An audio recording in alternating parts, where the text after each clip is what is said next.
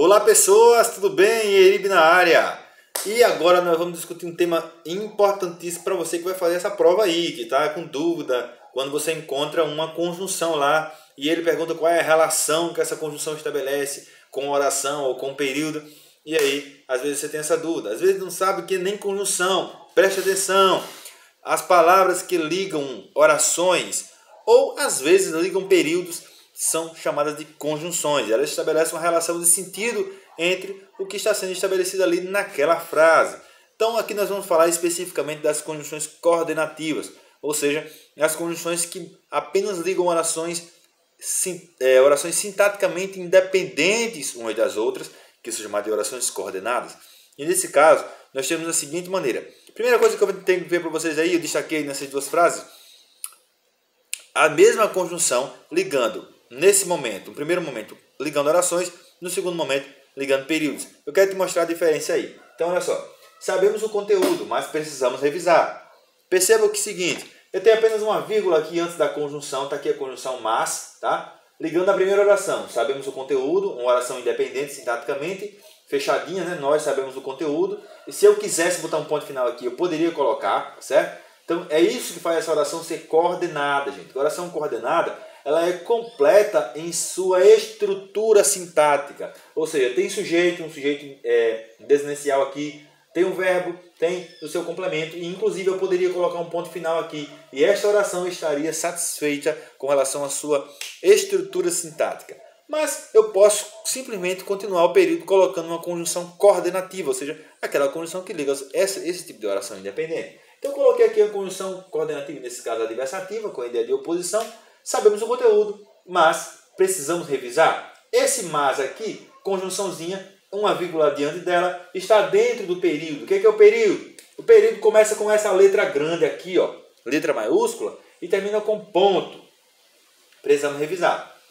Mas aí, Heriberto, é só ponto? Não, pode ser ponto final, pode ser ponto de interrogação, pode ser ponto de exclamação, ou pode ser a reticência, tá? Então, a questão é o seguinte, se esses pontos estiverem encerrando o período e o próximo período estiver começando com letra maiúscula, obviamente, ele encerrou e está começando o outro. Nesse primeiro caso, então, a conjunção está marcando aí a relação entre duas orações dentro de um período. Neste outro, sabemos o conteúdo, ponto final, mas precisamos revisar. Eu tenho uma conjunção aqui, iniciando inclusive com letra maiúscula. Essa conjunção é a mesma conjunção, com o mesmo valor de oposição ou ideia de adversidade, mas ela agora está iniciando um novo período. Significa, então, que ela está estabelecendo uma relação de coordenação, ligando duas orações coordenadas em períodos diferentes, em períodos distintos. E muitas vezes a prova vai pedir de vocês assim, essa oração, essa conjunção está ligando períodos ou orações. É só vocês prestarem atenção na questão da pontuação e da finalização do período, iniciando necessariamente com letra maiúscula. Ok, Eribe, então eu entendi. Existem aí conjunções que ligam orações ou às vezes ligam períodos, certo? Mas quais são esses tipos de conjunções? Vamos lembrar aí 5 tipos de conjunções que estarão ligando as orações coordenadas. Conjunções explicativas. Nós temos então pois, porque e que. Como assim, Heriberto, esse que? Vamos lá. Esse pois aqui é uma explicação. Vamos dar um exemplo aí para a gente lembrar bem bonitinho aí, ó. Pega esse exemplo, eu vou só falar e você vai memorizar, certo? Estudei o conteúdo, pois queria aprender mais. Eu vou falar de novo a frase. Estudei o conteúdo, pois queria aprender mais. Perceba que você pode fazer o seguinte, eu posso substituir esse pois por porque também. Estudei o conteúdo porque queria aprender mais. Então, você vai aprender mais quando você estuda com o professor Eribe, né? Fazer o quê? Esse que aqui também pode ser uma conjunção explicativa. Por exemplo, estude muito que você irá aprender muito mais. Estude comigo que você vai entender mais fácil. Percebe que esse que aí é um que equivalente a porque. Estude comigo porque você vai aprender mais fácil. Certo? Vamos lá. Conjunções conclusivas, da ideia de conclusão. Certo, gente? Então, esta, é o que eu falei agora, inclusive, então. Então é uma ideia de conclusão. Como assim? Se você estuda muito, então você vai ter muito conhecimento.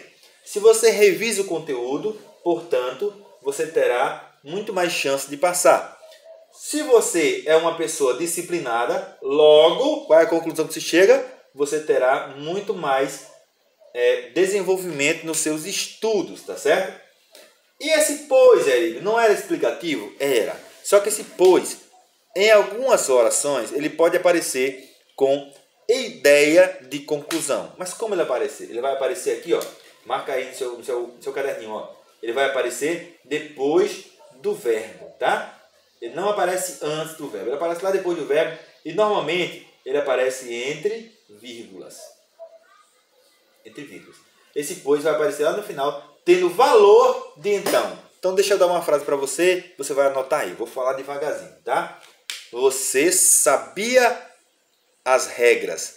Não reclame, pois das cobranças. Olha só, você sabia as regras, não reclame, pois das cobranças. Isso é uma conclusão, né? Não reclame então das cobranças. Então esse pois aí, ele pode sim ter ideia de conclusão quando é colocado depois do verbo. Perceba que depois do verbo aí, né? Você sabia as regras, não reclame, ó, o verbo, pois das cobranças. Então o que que tem? Eu tenho agora uma conjunção com o valor de conclusiva lá depois do verbo, tá certo? A conjunção pois.